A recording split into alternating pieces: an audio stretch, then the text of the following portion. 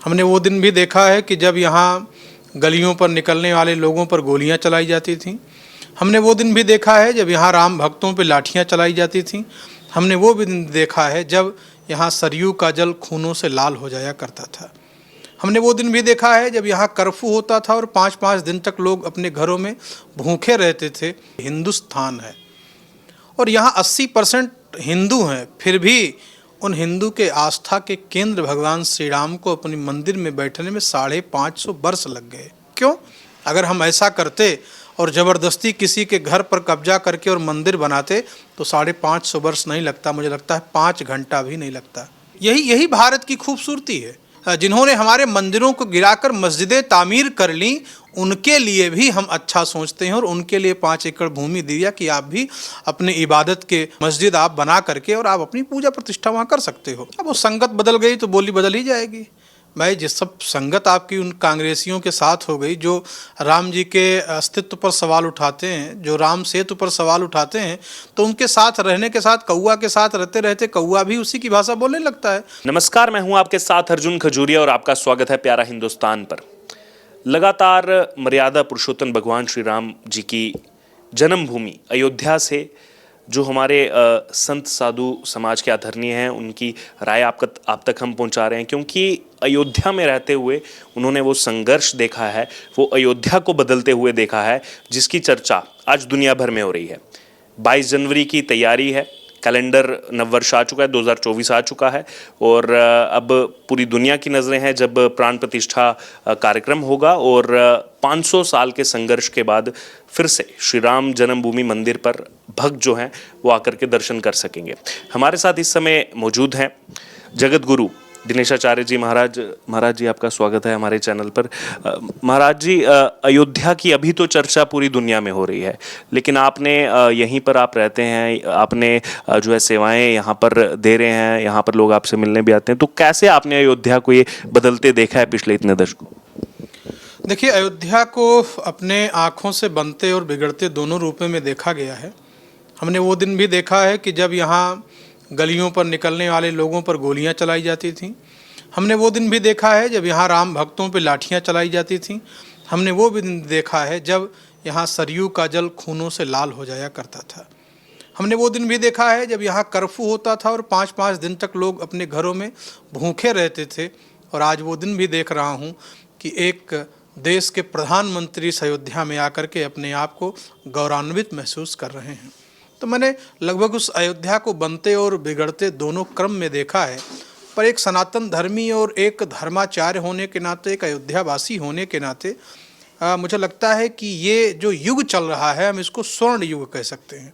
अयोध्या का अब स्वर्णिम युग आया है, क्योंकि बिना संघर्ष के अगर संघर्ष अयोध्या में देखा है तो ये सुखद आनंद भी अयोध्या वाले देख रहे हैं। तो निश्चित रूप से संघर्ष के बाद का जो आनंद है, उसकी जो अनुभूति है, वो एक बहुत ही दिव्यतम होती है और कितनी आनंदित हो सकती है, वो एक अयोध्यावासी या संघर्ष में रत रहने वाला व्यक्ति ही बता सकता है। जैसे आपने संघर्ष का जिक्र किया, लेकिन अभी भी कुछ ऐसे राजनीतिक लोग हैं या फिर कुछ ऐसे विपक्ष के नेता कहा जाए कि उनको अभी भी इससे काफ़ी ज़्यादा दर्द जो है उनका झलक रहा है। मैं यहाँ पर सीधे तौर पर बात करना चाहूँगा ओवैसी की। वो अभी भी भड़का रहे हैं नौजवानों को। कल ही उनका स्टेटमेंट आया राम मंदिर से जुड़ा हुआ कि वहाँ मस्जिद तोड़ करके क्या बना दिया गया, आप क्या खून नहीं खोल रहे आप नौजवानों का, क्या कर रहे हैं आप लोग बैठ करके। तो इस तरीके की स्टेटमेंट्स आपको क्या लग रहा है, क्यों दी जा रही है उनकी तरफ से? ये तो क्या है कि आतंकवादी मानसिकता के लोग हैं। आप एक बात बहुत ध्यान से समझिए और आपके चैनल के माध्यम से मैं बताना चाहता हूँ कि ये हिंदुस्तान है और यहाँ 80% हिंदू हैं, फिर भी उन हिंदू के आस्था के केंद्र भगवान श्री राम को अपनी मंदिर में बैठने में 550 वर्ष लग गए। क्यों? ये देश लोकतांत्रिक है, हम लोग लोकतंत्र में विश्वास करते हैं, इसलिए हम कोर्ट में इस मुकदमे को लड़कर और फिर कोर्ट के फैसले के बाद अब राम मंदिर बन रहा है। अगर हम ऐसा करते और ज़बरदस्ती किसी के घर पर कब्जा करके और मंदिर बनाते तो 550 वर्ष नहीं लगता, मुझे लगता है 5 घंटा भी नहीं लगता। और उसमें भी 5 एकड़ ज़मीन साथ में क्योंकि दी गई है उनको कि आप बनाइए अपना बड़ा, आप मस्जिद बनानी है वहाँ पे बनाइए। यही भारत की खूबसूरती है और यही लोकतंत्र की खूबसूरती है। और पूरी दुनिया इसीलिए भारत को विश्वगुरु मानती है कि कम से कम देखो कि उन जिन्होंने हमारे मंदिरों को गिराकर मस्जिदें तामीर कर ली, उनके लिए भी हम अच्छा सोचते हैं और उनके लिए 5 एकड़ भूमि दिया कि आप भी अपने इबादत के मस्जिद आप बना करके और आप अपनी पूजा प्रतिष्ठा वहाँ कर सकते हो। तो इस बात को मुझे लगता है नवयुवक समझता है, और ऐसे आतंकवादी विचारधाराओं के लोगों की बात पर अब ये भारत की जनता आने वाली बिल्कुल नहीं है। जैसे ओवैसी ने जो कहा है वो तो ऐसी स्टेटमेंट्स देते आए हैं, लेकिन अभी अगर बात की जाए साथ में पड़ोसी राज्य बिहार है, वहाँ पर भी जो है लालू यादव के घर के बाहर पोस्टर लगते हैं कि ये तो मानसिक गुलाम हो जाएंगे।